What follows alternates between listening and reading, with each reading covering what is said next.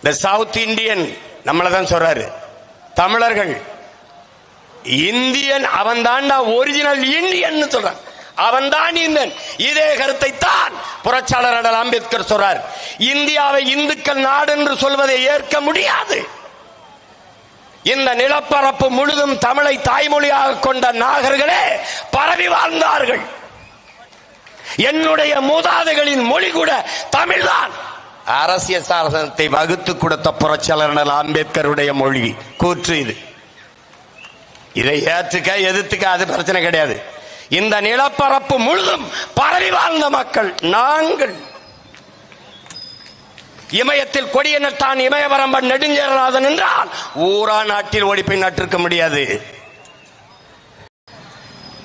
ஆரியத்திற்கு எதிரான திராவிடம், ஆரியத்துக்கு எதிரான திராவிடம், இந்த பூச்சாண்டி புழுகை இவர்கள் எத்தனை நாளைக்கு பேசுவார்கள்?